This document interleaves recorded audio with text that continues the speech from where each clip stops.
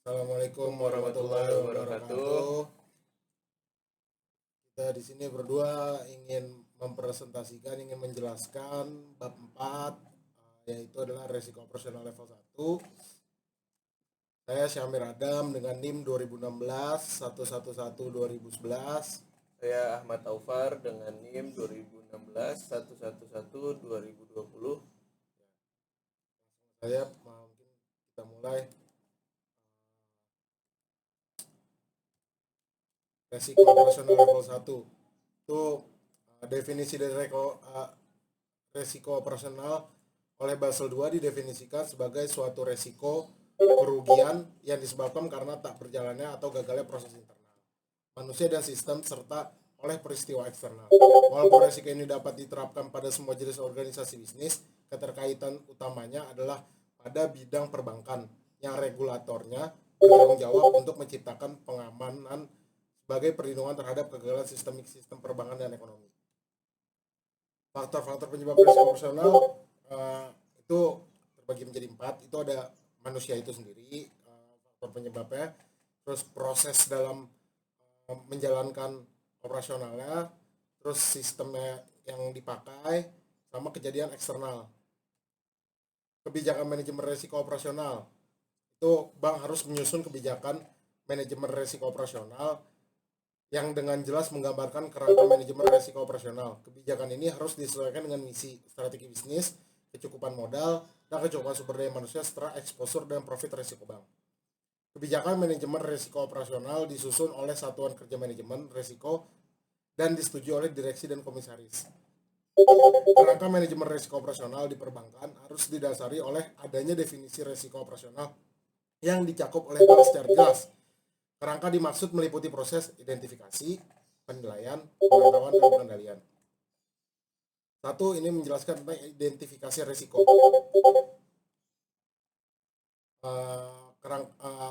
Identifikasi risiko ini adalah kerangka yang meliputi proses di manajemen risiko operasional.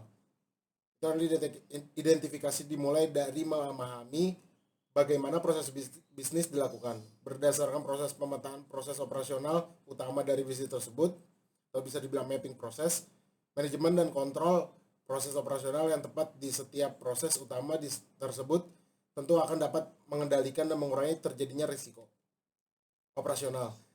Selanjutnya, dilakukan identifikasi terhadap faktor penyebab timbulnya risiko operasional yang melekat pada seluruh aktivitas fungsional, produk, proses, dan sistem informasi yang berdampak negatif terhadap pencapaian sasaran organisasi bank.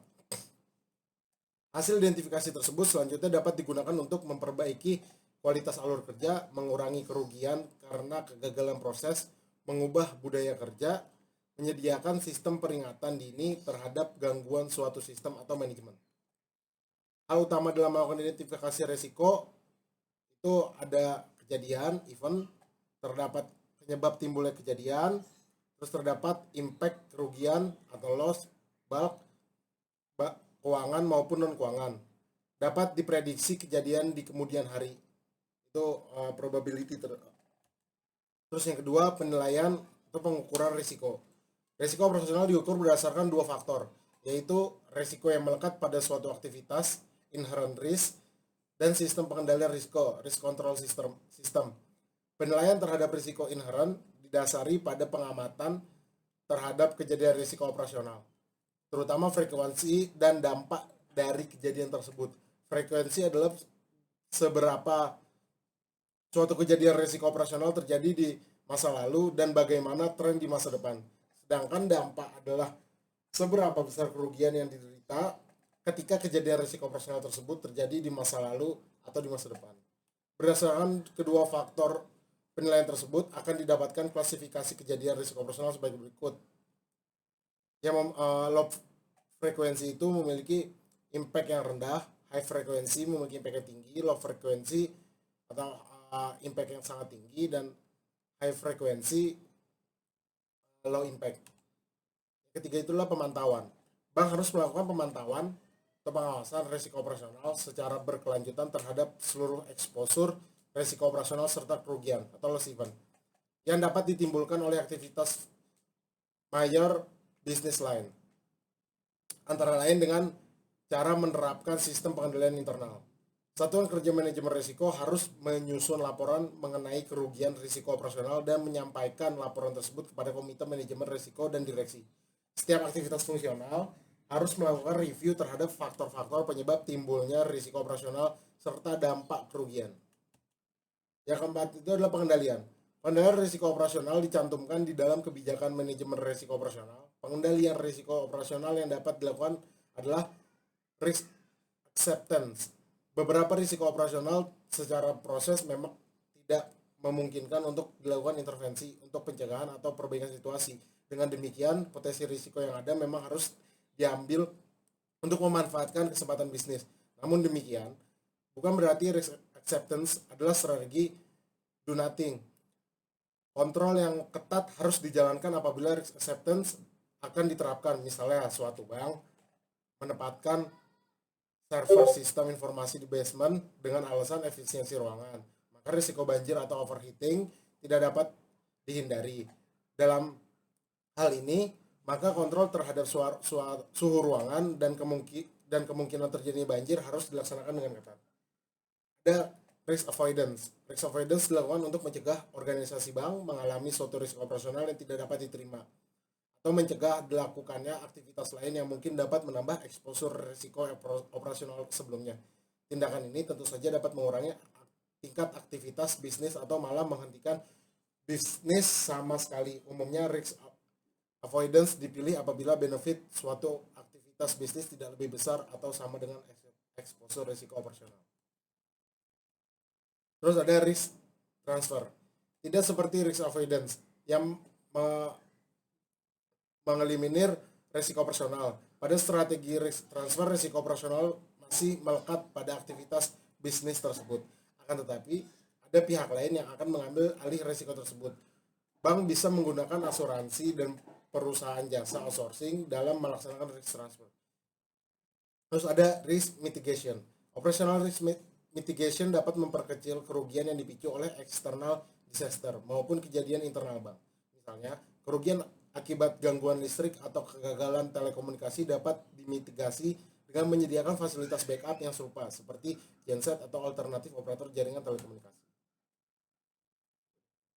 Perangkat risiko operasional. Perangkat untuk mengelola risiko operasional yang biasa digunakan itu ada 3, yaitu risk and control self assessment, kemudian key risk indicator, dan loss event database.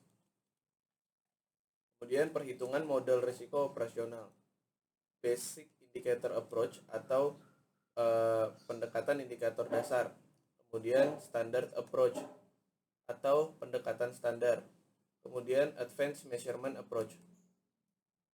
Kemudian basic indicator approach atau pendekatan indikator dasar yang paling sederhana dan tidak sensitif terhadap resiko sehingga akan menghasilkan beban modal yang cenderung lebih besar. PID cocok digunakan oleh bank-bank yang lebih kecil dengan aktivitas bisnis yang sederhana.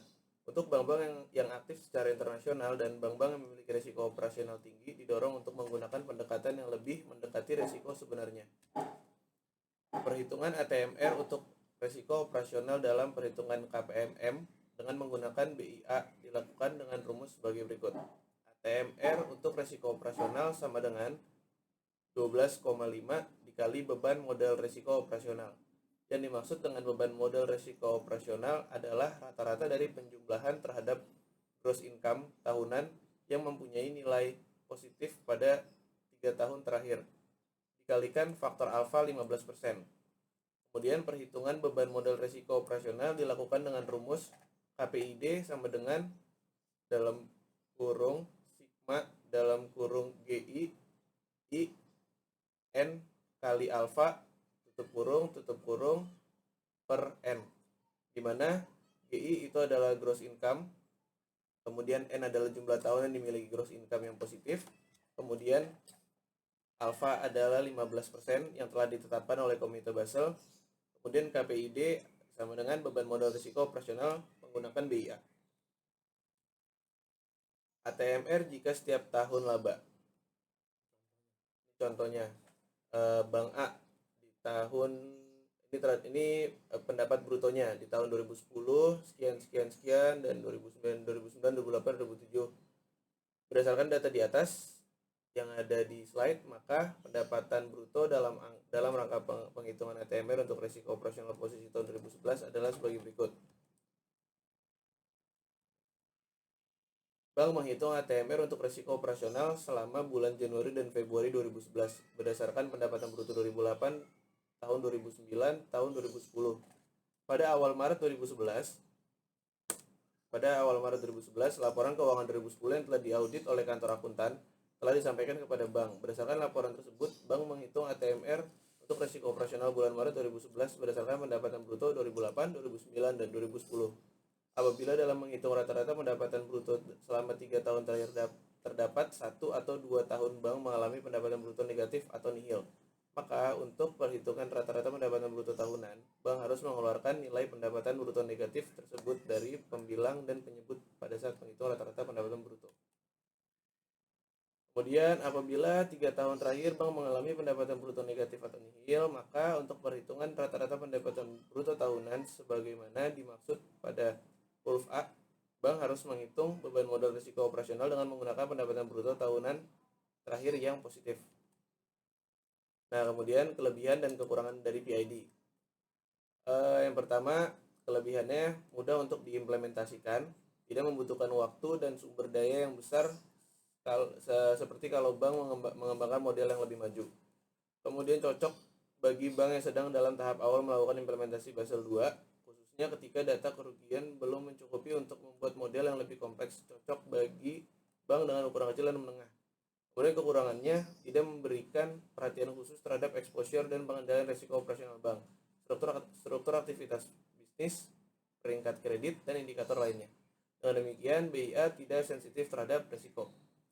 Kemudian hasil perhitungan modalnya sering overestimate dari kondisi sesungguhnya.